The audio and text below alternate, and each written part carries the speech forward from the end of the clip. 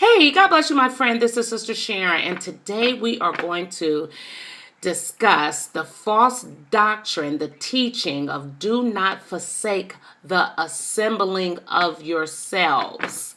Now, I know for those of you who may have been on the channel for a while, you may remember a video I did a little while back.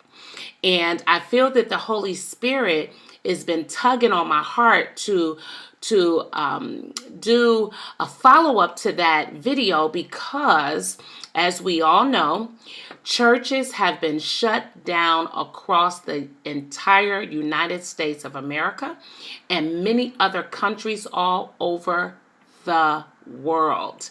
Now, this begs the question: if this doctrine that many false teachers and those who are blind, those who are also naive and are seeking positions of authority outside of the will of God, they tote about Hebrews chapter 10, verse 25. This is the scripture that says, do not forsake yourselves, assembling yourselves together as the manner of some.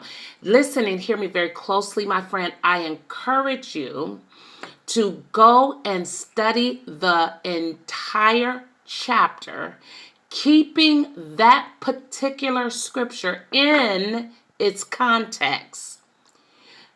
If assembling ourselves was a law of God, if it was a commandment of Jesus, we would all be in trouble about right now, because there is no assembling. It's been shut down, as we know. Now, a couple of weeks ago, ran across a young man who the Spirit of the Lord told me he was his servant. This young man loves Jesus. He is hard. When I tell you, this young man, he is serious about Christ. And there's no doubt about it to me. This young man knows the way. However, he is a young man. He has not walked with Christ for a very long time, according to his testimony. And I happened to watch him live on a YouTube stream. And this young man has now begun to pastor. He is gathering people to himself. He is the quote, pastor and leader. And I heard this young man say, now follow me, I believe no doubt he loves the Lord.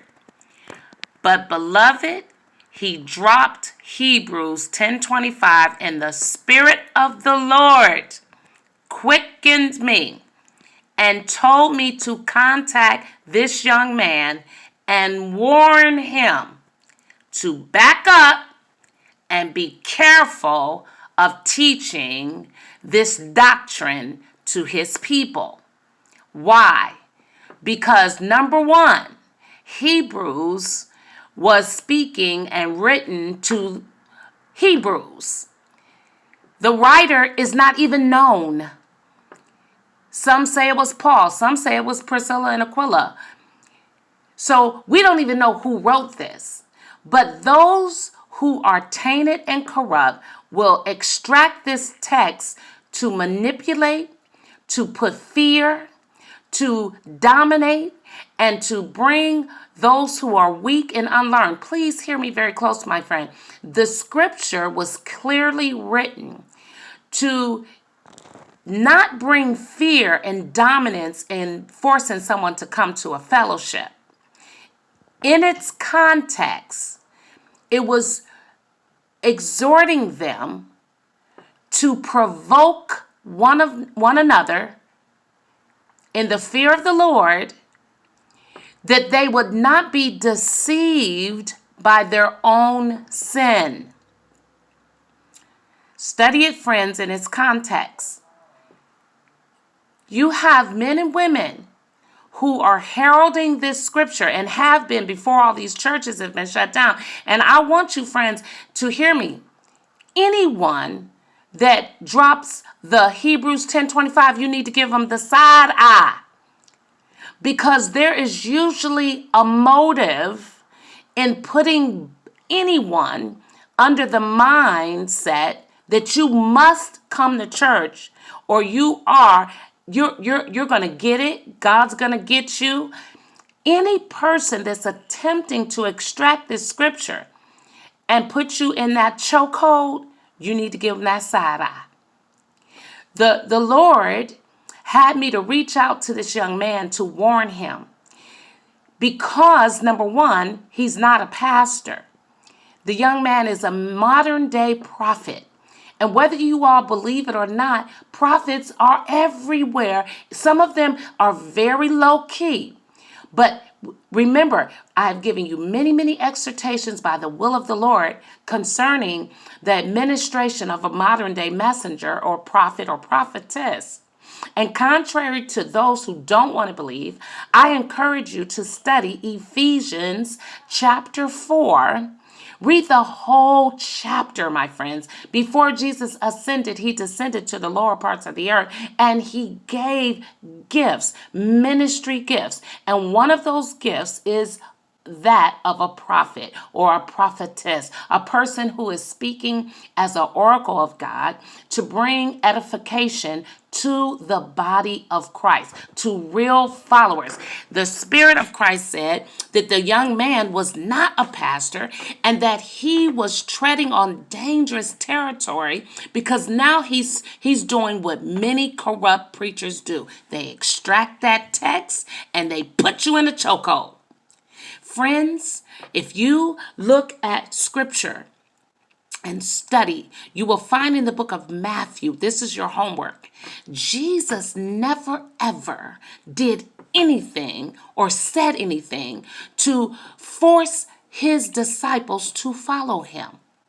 You will find in Matthew where all of the disciples departed. They left. They abandoned Jesus because Jesus was putting it down so real where they would even say, who can follow this? Jesus said, you want to leave too? Jesus never, ever manipulated those disciples in any way. And that's exactly what anyone who is heralding Hebrews chapter 10 and 25, that's what they're doing. It is manipulation. You, beloved, must question if your church was, as many call it, the house of God, why would it be shut down? Out of fear of being contaminated by the corona. Come on, let's all pause and think on this thing. If that truly was God's house of prayer, and let me make it very clear and plain. When Jesus tore up the temple and said, my Father's house shall be called a house of prayer, he had not ascended. He had not died and had not yet been resurrected. But now that the Holy Spirit administration is current, Jesus sits at the right hand of God, and you, my friend, you are that temple. You are the house of prayer. You are the moving tabernacle that sends up a constant, perpetual incense of praise and thanksgiving unto God. You are that moving temple, my friend. And so when we come together, look at her. See how she looking? She like, what you talking about? Friend, that's what you got to do. Because the fact that all the churches is shut down should tell you that most and many of their doctrines, they were teachings of men. They were their doctrines to indoctrinate you, to captivate you, to put you in bondage. Friends, this is the time to begin to ponder and think on those things that these men and women all throughout the globe has placed on many people's heart. Because if that scripture was truly as they try to manipulate it to be, many would be in trouble right now, because you've been forsaken that fellowship. You ain't been there, and you have been ordered not to be there. So are you gonna really believe that hype? Or are you gonna use your cognitive thinking, your brain, and look at the thing for what it is? I encourage you, I beseech you, my brethren, to go back, study, look at Hebrews for yourself. This is what you do. Google, do not forsake the assembly, and it will come up. It is used out of context. It is used to abuse, to put the weak and unlearned in a mindset of fear. And remember, as I close this exhortation, my friend, whom the Son, that is Jesus Christ, has set free, you are free indeed. I love you, my friends. Go to the scriptures and search them for yourself. Study the ministry and the movement of Jesus. In Matthew, Mark, Luke, and John, Jesus, study his ministry, my friend. In the meantime, I would get that side eye, just as the Lord told me to warn the young man. And I did. I reached out to him. And I commit to Christ because I know he loves the Lord. And he has taken on those teachings of men, and it will destroy his ministry. None of us have a right to force you or to make you feel guilty because you don't want to come to church. You don't want to turn on Sister Sharon on YouTube. You don't want to listen to other YouTubers. Friends, we don't have a right to try to harm you emotionally, speaking lies and using scripture to do it. Whosoever will, let them come. Whosoever will, let them listen. Whosoever will, let them hear and be free in Christ Jesus. My friend, you are free. Let no one bind you in those religious chains, all conjured up by tainting, adulterating the words inspired by God, the Holy Scriptures. God bless you, my friend. Till next time.